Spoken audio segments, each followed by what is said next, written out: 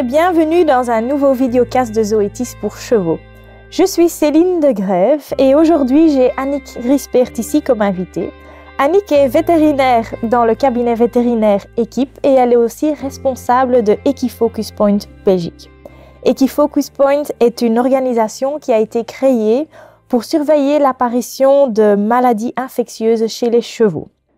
Au cours de ce vidéocast, nous aimerions examiner de plus près la rhinopneumonie ou l'herpès virus équin.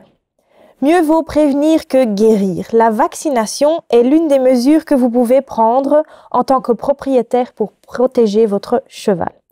Annick, un grand nombre de chevaux sont vaccinés contre la grippe. Mais qu'en est-il de la rhinopneumonie? Je pense qu'il y a beaucoup moins de chevaux qui sont vaccinés contre la rhinopneumonie.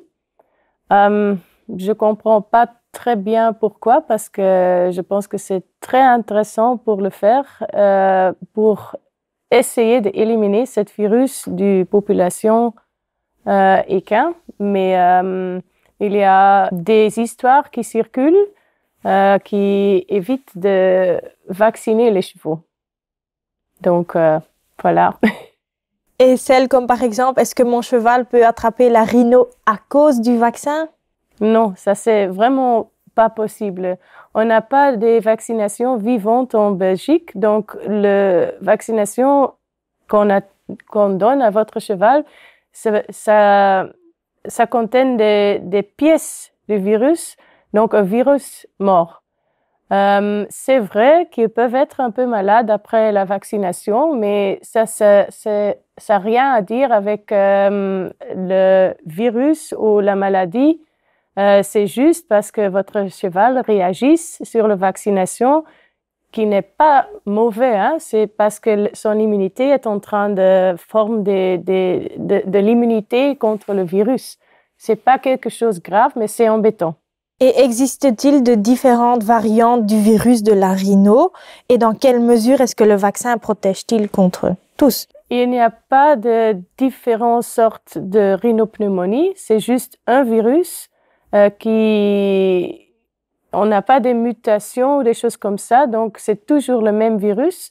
Et c'est inclus dans la vaccination. Donc, la vaccination peut protéger contre les signes respiratoires, donc la fièvre, le jetage et les choses comme ça.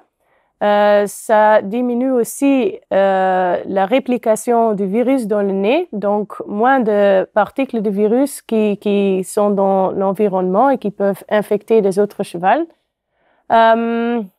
Après, il protège aussi contre l'avortement.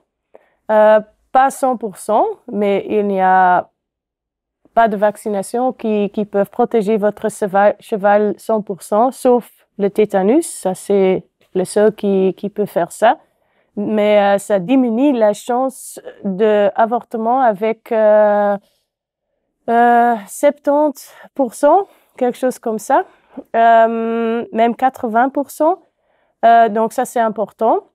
Et les signes neurologiques, on ne peut pas prouver que ça protège contre les signes neurologiques parce qu'on ne peut pas avoir une contrôle pour contrôler la vaccination.